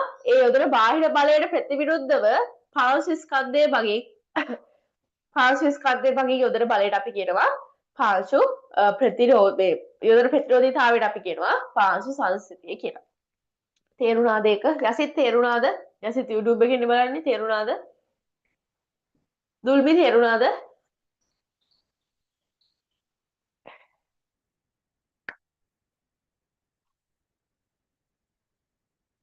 තේරුණාද?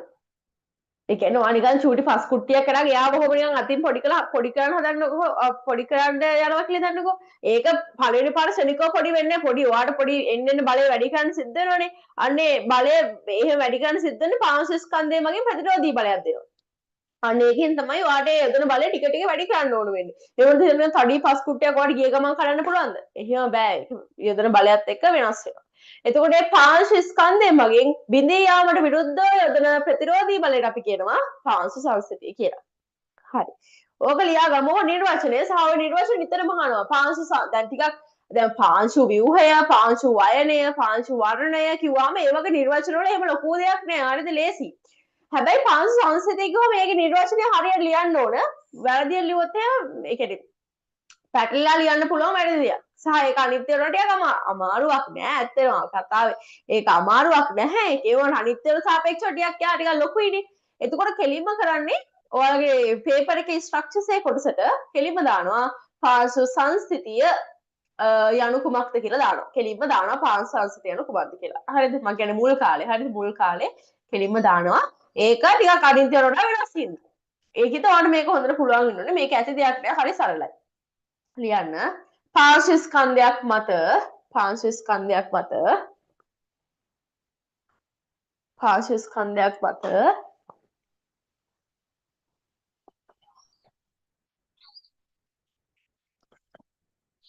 පාර්ශ්ව ස්කන්ධයක් මත යම් බලයක් ඇති කර යම් බලයක් ඇති කර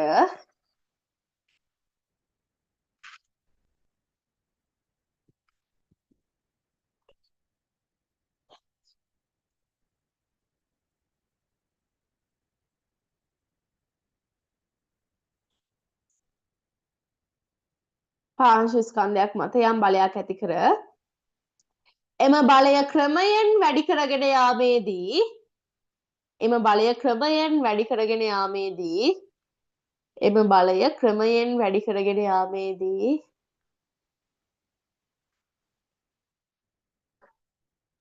එම බලය ක්‍රමයෙන් වැඩි කරගෙන යාමේදී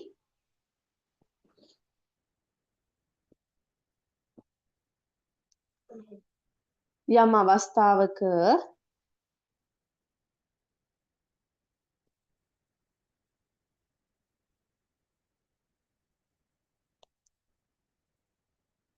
යම් අවස්ථාවක පාංශු ස්කන්ධය පුපුරා යයි. පාංශු ස්කන්ධය පුපුරා යයි. පාංශු ස්කන්ධය පුපුරා යයි.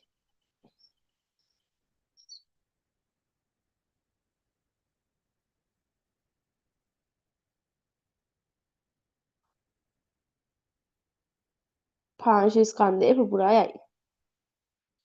එසේ පුපුරා යාමට විරුද්ධව එසේ පුපුරා යාමට විරුද්ධව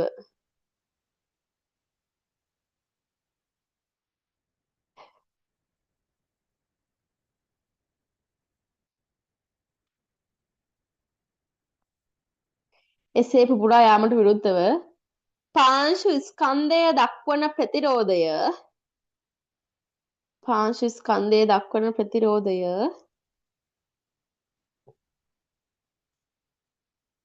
පාංශු ස්කන්ධය දක්වන ප්‍රතිරෝධය පාංශු ස්කන්ධය දක්වන ප්‍රතිරෝධය පාංශු සංස්ථිතිය ලෙස හඳුන්වයි. පාංශු සංස්ථිතිය ලෙස හඳුන්වයි.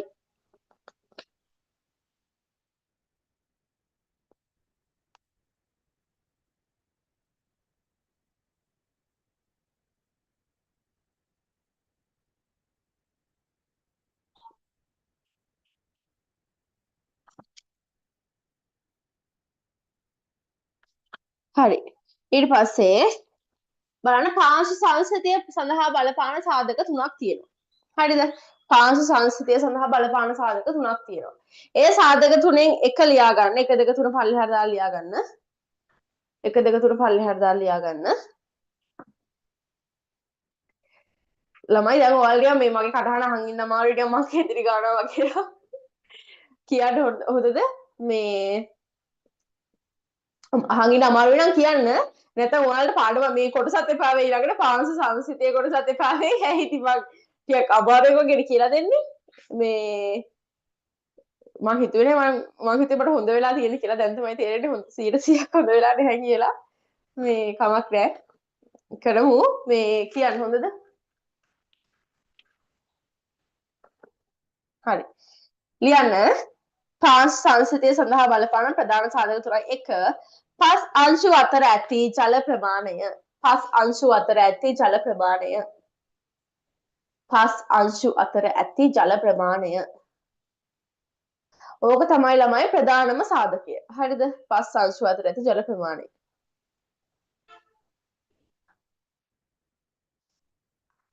පස් අංශු අතර ඇති ජල ප්‍රමාණය. ඊට පස්සේ පාංශු වයනය. පාංශු වයනය. ඒ කියන්නේ පාංශු වයනය කියන්නේ මොකද්ද? පසේ රොඩ් මොකද? මැටි රොඩ් මඩ වැලි වල තියෙන සාපේක්ෂ අනුපාතය අනුව මේ පාංශු වයනය පාංශු සංස්ථිතිය වෙනස් වෙනවා. හරිද? පාංශු සංස්ථිතිය වෙනස් වෙනවා. ඊට පස්සේ පාංශු ඝනත්වය. පාංශු ඝනත්වය තාම කතා කරලා නැහැ. ඊළඟට තමයි පාංශු ඝනත්වය කතා කරන්නේ. ලියාගන්න පාංශු ඝනත්වය. හරිද? එතකොට පස් අංශු අතර තියෙන ජල ප්‍රමාණය, පාංශු වයනය, ඊට පස්සේ පාංශු ඝනත්වය මේ පාංශු සංස්ථිතිය කෙරෙහි බලපානවා. මෙතනින් ප්‍රධාන වශයෙන්ම බලපාන්නේ පස් අංශු අතර තියෙන ජල ප්‍රමාණය. පස් අංශු අතර ඇති ජල ප්‍රමාණය. පස් අංශු අතර ඇති ජල ප්‍රමාණය. හරි. එතකොට දැන් මම කියවනේ වයනය ගැන අය වෙනම කියන්න ඕනේ නැහැ. අපි වයනය කලින් කතා කරා. ඝනත්වය ගැන වෙනම කියන්න ඕනේ නැහැ. ඝනත්වය තමයි ඊළඟට කතා කරන්නේ. එතකොට මෙතන අපිට කතා කරන්න ඉතුරු වෙන එක්කෙනා තමයි කවුද? පස් අංශු අතර ඇති ජල ප්‍රමාණය. අපි එයා ගැන වෙනම කතා කරමු. හරිද? පස් අංශු අතර ඇති ජල ප්‍රමාණය ගැන වෙනම කතා කරමු. හරි. 17 වෙනි පිටුවේ ඉන්නේ 17 වෙනි පිටුවේ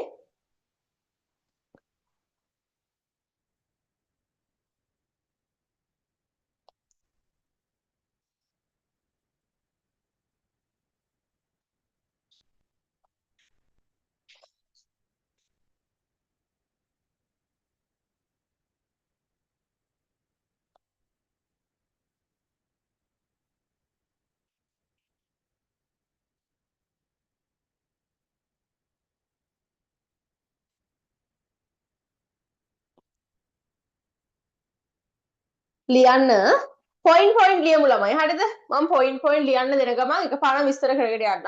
ඒ කියන්නේ පොයින්ට් ලියන ගමන්ම අපි විස්තර කරගෙන යන් ඉස්සරහට. ලියන්න. ලියන්න. පාංශු සංස්ථිතියට බලපාන පාංශු සංස්ථිතියට දැන් සංස්ථිතිය කියන්නේ මොකද්ද කියලා දන්නවද? පාංශු සංස්ථිතියට බලපාන පාංශු සංස්ථිතියට බලපාන පාංශු සංස්ථිතියට බලපාන ප්‍රධාන සාධකය පාංශු සංස්ථිතියට බලපාන ප්‍රධාන සාධකය පස්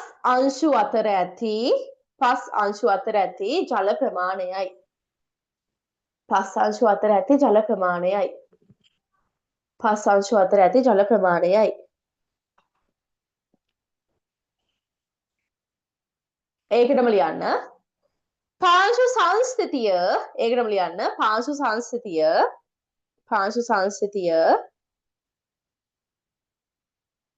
පස් අංශු අතර ඇති ජල ප්‍රමාණය අනුව පාංශු සංස්ථිතිය පස් අංශු අතර ඇති ජල ප්‍රමාණය අනුව පස් අංශු අතර ඇති ජල ප්‍රමාණය අනුව වෙනස් වේ. ඒ කියන්නේ පස් කාණ්ඩ, ඒ කියන්නේ පස් වලින් පස් එක සාම්පල් එකකින් තව සාම්පල් එකකට ගත්තාම එයාලගේ ඇතුලේ තියෙන ජල ප්‍රමාණය අනුව මේ සංස්ථිතිය වැඩි. ඉතින් හිතන්නකො ළමයි සරලවම නිකන් හොඳට මේ තෙත් වෙලා තියෙන පස්සක් ගත්තොත් එහෙම. ඒ කියන්නේ හොඳට ජලයේ සත්‍ෘප්ත වෙලා තියෙන පසක් ගත්තොත් එහෙම එයාගේ අර මේ පොඩි කරපු ගමන් එයා පොඩි වෙලා යනවා. ඒ කියන්නේ එයාගේ පාංශ සංස්ථිතිය මොකද වෙලා තියෙන්නේ? යොදන ප්‍රතිරෝධී බලය අඩුයි. ඒක එකයි ඉක්මනට කැඩිලා යන්නේ.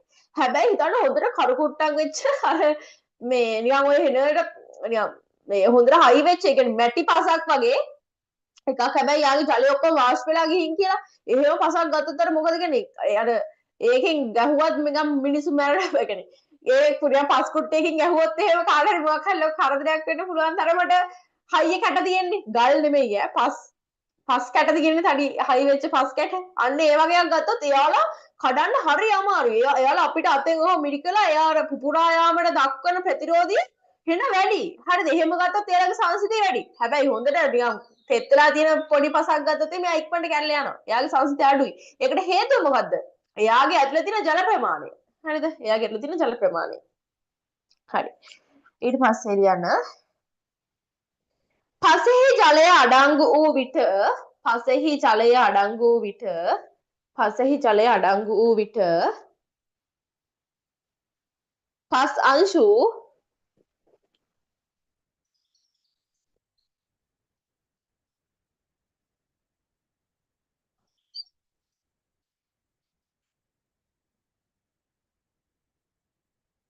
පසෙහි ජලය අඩංගු වූ විට අඩංගු පස් අංශු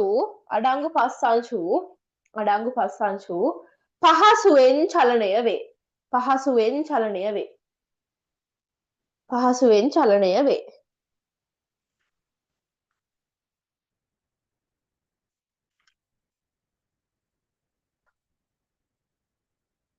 හරි. ඊට පස්සේ ඊළඟට පල්ලෙහාට ඇවිත් ලියන්න. ඊළඟට පල්ලෙහාට ඇවිත් ලියන්න. පල්ලෙහාට ඇවිත් ලියන්න. තෙත පසෙහි අඩංගු වන්නේ තෙත පසෙහි අඩංගු වන්නේ තෙත පසෙහි අඩංගු වන්නේ තෙත පසෙහි අඩංගු වන්නේ අඩු වායු අවකාශයකි. තෙත පසෙහි අඩංගු වන්නේ අඩු වායු අවකාශයකි. ඇයි ළමයි තෙත පසේ අඩු වායු අවකාශයක් තියෙනවා කියලා කියන්නේ? අපි දැන් දන්නවා පසේ අවකාශ ආකාර දෙකයිනේ. පසේ අවකාශ ආකාර දෙකයි. ඒ මොනවද? මහා අවකාශ සහ ශුද්ධ අවකාශ. හරිද? මහා අවකාශ සහ ශුද්ධ අවකාශ. මහා අවකාශ වල තියෙන්නේ වාතය. ශුද්ධ අවකාශ වල තියෙන්නේ ජලය. එතකොට දැන් පස ජලයේ තෙත් වෙලා නම් තියෙන්නේ. පස ජලයෙන් සංතෘප්ත වෙලා නම් තියෙන්නේ. එයාගේ අනිවාර්යෙන් ශුද්ධ අවකාශ ඔක්කොම වැහිලා තියෙන්නේ. ඒ කියන්නේ අවකාශ ප්‍රමාණය අඩුයි. අවකාශ ප්‍රමාණය අඩුයි යාගේ. හරිද? තෙත පසේ අඩංගු වන්නේ අඩු වායු අවකාශයකි. වියලි පසේ ඒක කියන්නේ වියලි පසේ වැඩි පාංශු සංසිතියක් දක්නට ලැබෙන අතර මං කිව්වේ වියලී නම් යාව පොඩි කරන්න අමාරුයි. එයා හයිය වැඩි. කඩන්න ගියාට කඩන්න බෑ අපිට. හරි අමාරුයි. හරිද? ඒ කියන්නේ මොකද්ද? වියලි පසේ සංසිතිය වැඩි. හරි ලියන්න.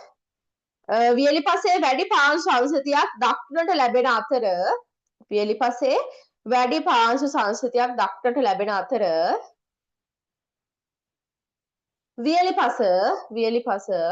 වියලි පස ශාක මුල් වර්ධනයට බලපෑම් ඇති කරයි. වියලි පස ශාක මුල් වර්ධනයට බලපෑම් ඇති කරයි. එසේම වියලි පස් අංශු අතර ඇති පෝෂ්‍ය පදාර්ථද එසේම වියලි පස් අංශු අතර ඇති පෝෂ්‍ය පදාර්ථද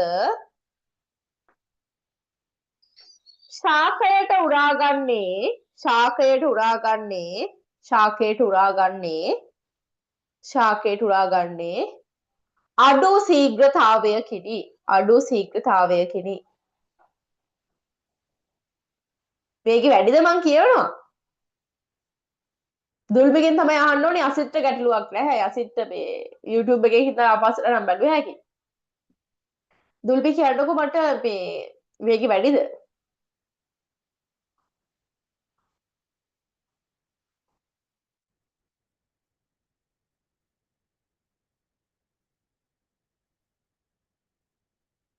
දාන්න මැසේජ් එකක් ඈ. ඒක දාන්න වෙලාවක් නැහැ නේ මම ප්‍රශ්නෙත් කියවේ. ප්‍රශ්නකුත් අහලා ආයේ ඒ ගාම ආයෙමත් කියන්න හදනවා. හරි. වේගය අවුලක් නැහැ. හරි. ඊළඟට ඔයාලගේම පල්ලෙහාට ඉඳ ඕන තරම් තියෙනවා පල්ලෙහාට පේජ් ටැබ් එකේ පල්ලෙහාට තව ලියන්න පුළුවන්. ඒකිට ලියන්න ගැටලුවක් නැහැ. ලියන්න. පස් අංශු අතර ඇති මැටි අංශු වල පස් අංශු අතර ඇති මැටි අංශු වල පස් අංශු අතර ඇති පස් අංශු අතර ඇති මැටි අංශු වල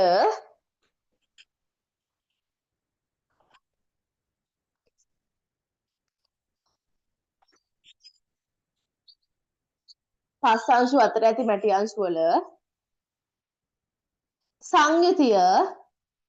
සංයුතිය ඒ කියන්නේ යාලා ඇසිරී ඇති ආකාරය හරිද පස් අංශු අතර ඇති මේ පස් අංශු අතර තියෙන මැටි අංශු වල සංයුතිය ඒ කියන්නේ යාලා ඇසිරීලා තියෙන ආකාරය සංයුතිය පාර්ශ්ව සංස්ථිතිය කෙරෙහි පාර්ශ්ව සංස්ථිතිය කෙරෙහි පස් අංශු අතර ඇති මැටි අංශු වල සංයුතිය පාර්ශ්ව සංස්ථිතිය කෙරෙහි ඍජු බලපෑමක් ඇති කරයි. ඍජු බලපෑමක් ඇති කරයි.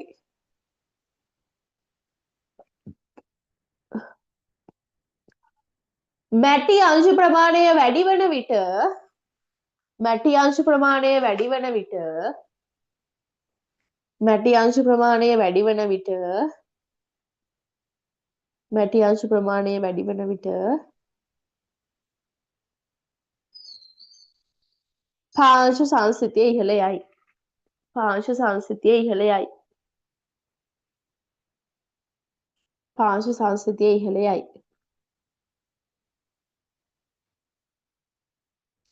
එම නිසා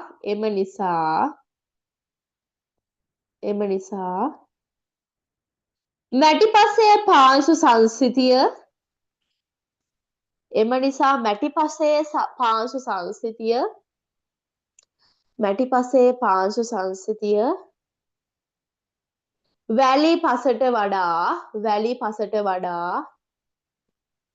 වැලි පසට වඩා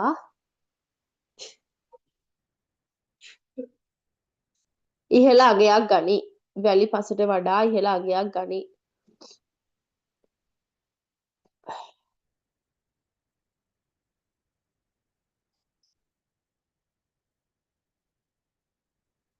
ඊළඟට කිසියම් පසක පාංශු ඝනත්වය ඉහළ යන විට කිසියම් පසක පාංශු ඝනත්වය ඉහළ යන විට කිසියම් පසක පාංශු ඝනත්වය ඉහළ යන විට පාංශු සංස්ථිතියද ඉහළ යයි.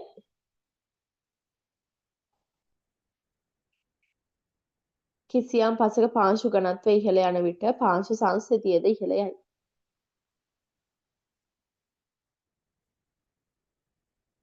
ළමයි ඔයාලා හයිලයිට් පෙන්නයක් අරන් හයිලයිට් කරගන්න. මැටිපසේ පාංශු සංස්ථිතිය වැලි පසට වඩා ඉහළ අගයක් ගනී කියන එක හයිලයිට් කරන්න.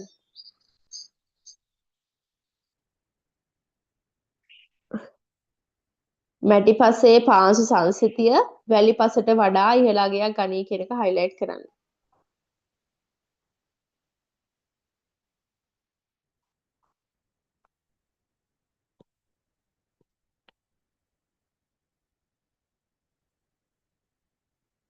හරි ඊට පස්සේ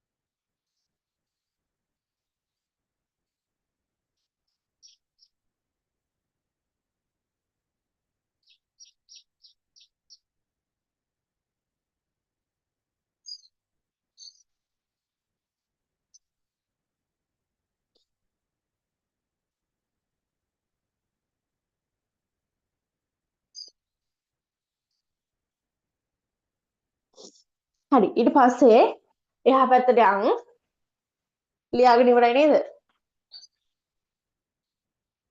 ලියාගෙන ඉවරයි නේද?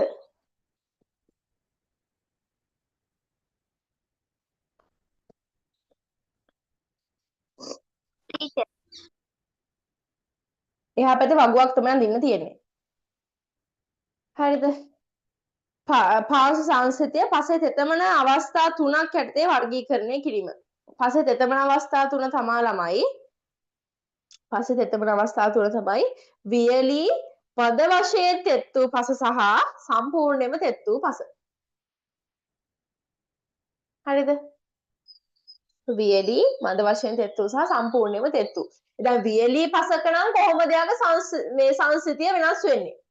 ඊට පස්සේ මද වශයෙන් තෙත් නම් ඒ කියන්නේ ටිකක් වතුර තියෙනවා නම් කොහොමද යාගේ වෙනස් වෙන්නේ? සහ උඩටම තෙතයි නම් කොහොමද යාගේ සංස්කෘතිය වෙනස් වෙන්නේ කියලා තමයි දැන් අපි ලියන්න යන්නේ. හරිද? හරි. ලියා ගන්න මෙන්න මෙහෙම.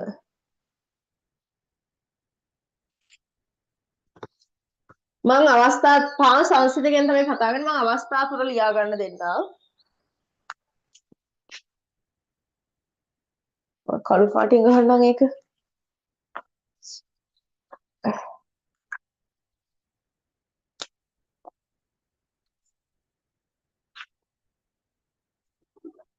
කොටස් තුනකට ගහගන්න. කොටස් තුනයි.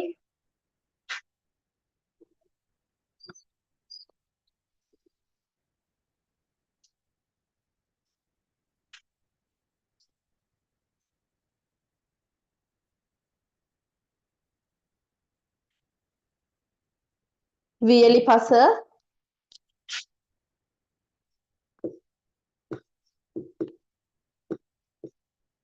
වියලි පස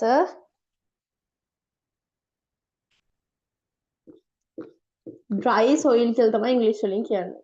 dry soil වියලි පස. ඊළඟට මද වශයෙන් තෙත් වූ පස. මද වශයෙන්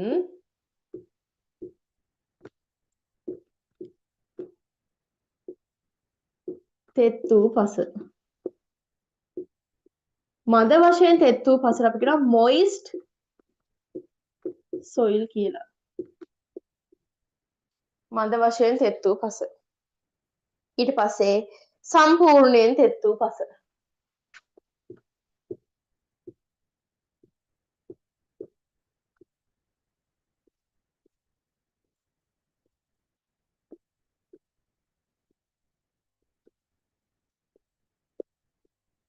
wet soil.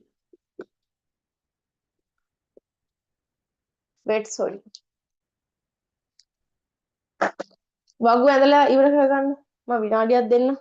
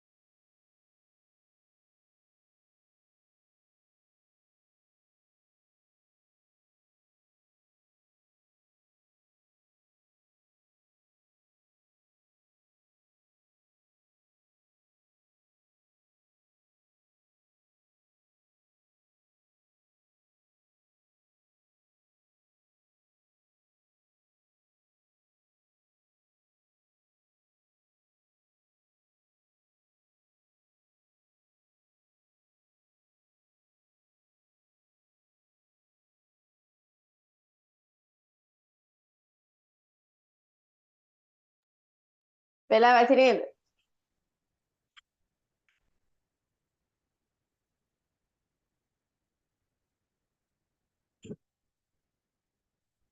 හරි අපි දැන් ලියමු.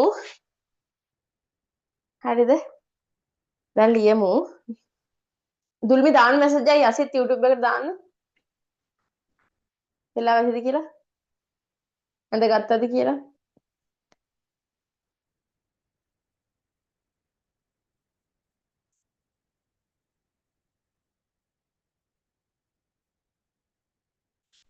හරිනේ හරි. එතකොට වියලි පසගතොත් එයාගේ පාංශු සංස්ථිතිය මෙන්න මෙහෙම වෙනස් වෙනවා. හරිද? මෙන්න මෙහෙම වෙනස් වෙනවා. ලිහිල්. හරිද? ලිහිල්. ඒ කියන්නේ අපි මේ ඉංග්‍රීසි නමුත් තියාගෙන ඔයාලට ඒක තේරෙයි සමහරට මේ ඒකත් තේරෙන්න ගන්නවා මේ සිංහල වචනෙත් එක්කම. හරිද?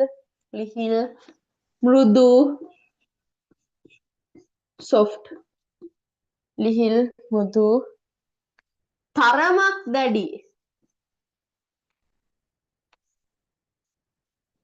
තරමක් දැඩි slightly hard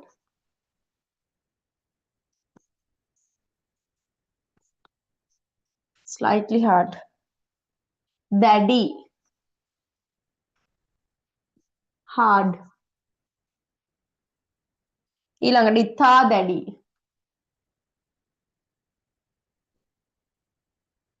very hard මෙන්න මේ විදිහට වෙනස් වෙනවා ලිහිල් විදිහට තියෙනවා මෘදු තරමක් දැඩි දැඩි ඉතා දැඩි විදිහට මෙයා එන්න මේ විදිහට වැඩි වීගෙන යනවා හරිද ඊට පස්සේ මද වශයෙන් තෙත්තු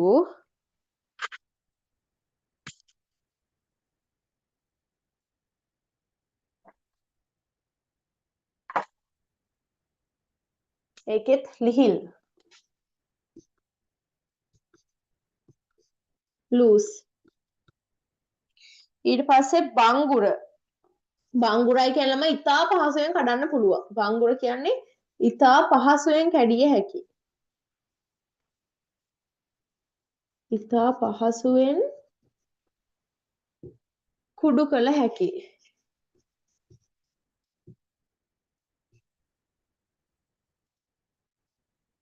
ඉතා පහසුවෙන් කුඩු කළ හැකි හරිද fragile මේ ඉංග්‍රීසි නම් මතක තියාගන්න ඕනේ නෑ හොඳද ඊට පස්සේ සවිමත්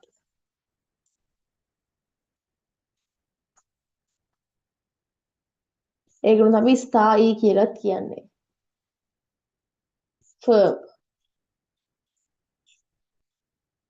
හරි මේ එක වගේ අවදි තියෙන්නේ හරිද ඒවා මේ කටපාඩම් කරන්න ඕනේ නිකන් අවබෝධයක් ගන්න කටපාඩම් කරන්න ඕනේ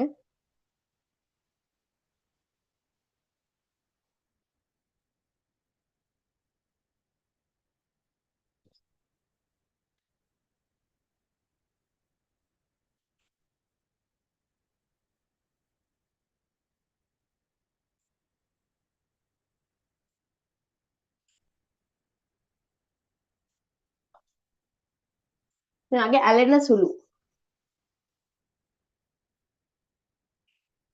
ඇලෙන සුළු එක ගත්තාම හරිද ඒ කියන්නේ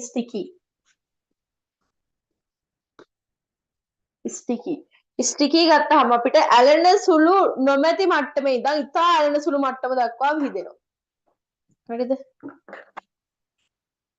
කියන්නේ ඇලෙන සුළු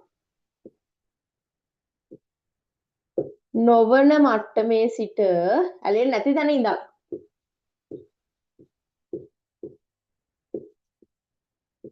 සිට ඉතා ඇලෙන සුළු මට්ටම දක්වා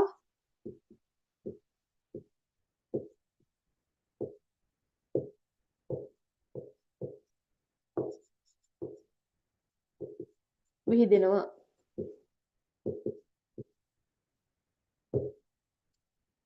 හරි ඊළඟට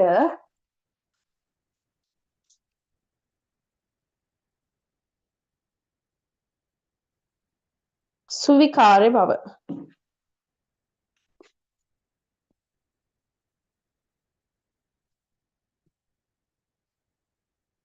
plasticity.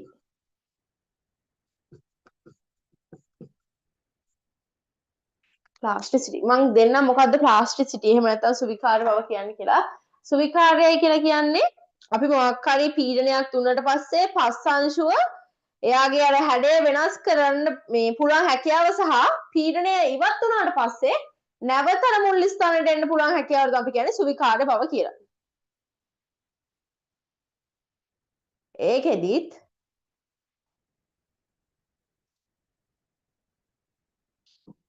සුවිකාරය නොවන තැන ඉඳන් මම ලියා ගන්න වෙලාව දෙන්නම් හරිද? සුවිකාරය නොවන තැන ඉඳන් ඉතා සුවිකාර මට්ටම දක්වා විහිදෙනවා.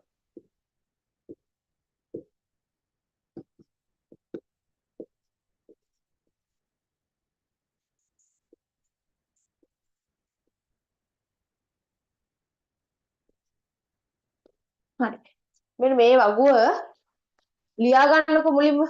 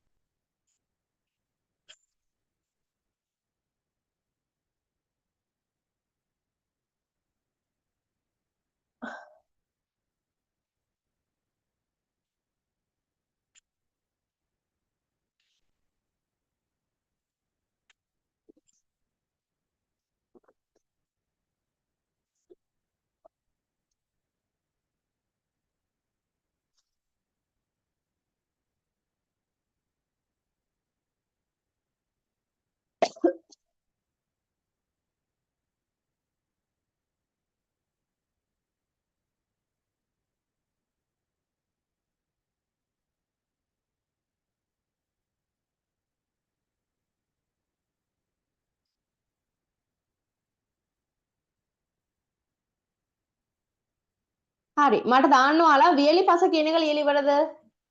දැන් ලියන එක චූට නතර කරලා මට මේ ඔයාලා ලියලා ඉවරේවා කියන්නකෝ. වියලි පස කියන එක ලියලා ඉවරද? වියලි පස කියන කොටසේ තියෙන එක ලියලා ඉවරද? යස්සිතොත් YouTube එකට දාන්න. දුල්බි මට zoom එකට දාන්න. වියලි පස කියන එක ලියලා ඉවරද? ඔව්. ඊට පස්සේ මද වශයෙන් තෙත් වූ පස. මද වශයෙන් තෙත් වූ පස ලියලා ඉවරද? මද වශයෙන් තෙත් වූ පස ලියලා ඉවරද? ඔව් හරි ඊට පස්සේ සම්පූර්ණයෙන් තෙත් වූ පස මේ කොටස සම්පූර්ණයෙන් තෙත් වූ පස සම්පූර්ණයෙන් තෙත් වූ පස නැත්තම් නැහැ කියලා දාන්න සම්පූර්ණයෙන් තෙත් වූ පස ලියලා ඉවරයිනේ හරි එහෙනම් මෙන්න මෙතන පල්ලෙහා ලියා ගන්න සුවිකාර්ය බව යනු නැත්නම් ඔයාලා දන්නේ නැහැ මොකද්ද සුවිකාර්ය කියන්නේ කියලා ලියා ගන්න සුවිකාර්ය බව යනු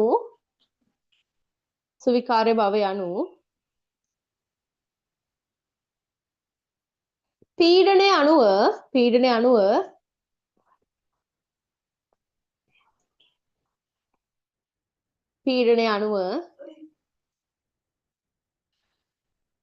පස් අංශවල පිහිටීම වෙනස් කර ගැනීමේ පීඩනය අනුව පස්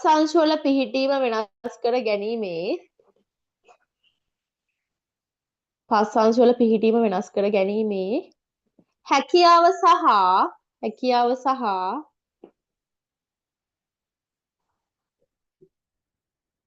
පීඩනය ඉවත් කළ විට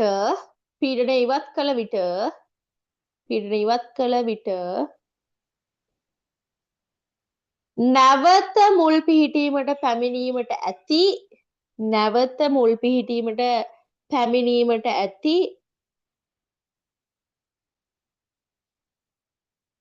හැකියාවයි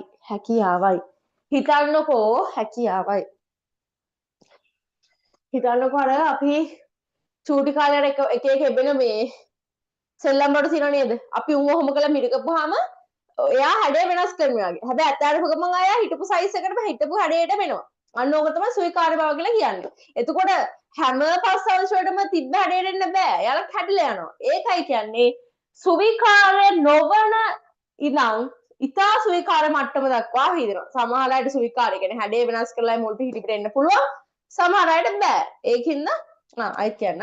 ඒකින්ද සුවිකාරය නොවන තැන ඉඳන් ඉතා සුවිකාර මට්ටම දක්වා මේක විහිදෙනවා. හරිද? මම තව පාරක් කියනවා. සුවිකාර්ය භවය අනුව පීඩනය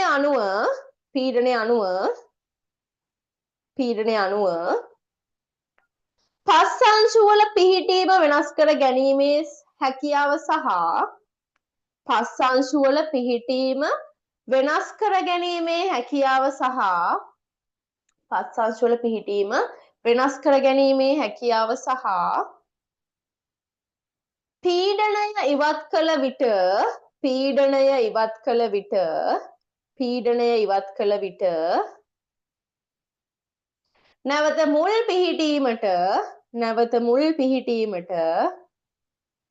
නැවත මුල් පිහිටීමට පැමිණීමට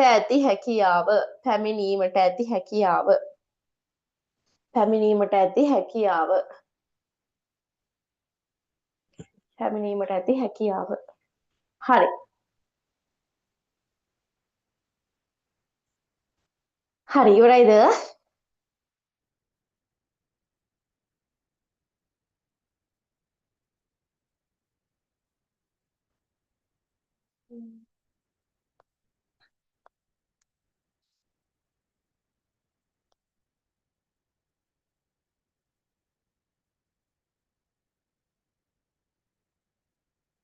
ඉවරයි නේද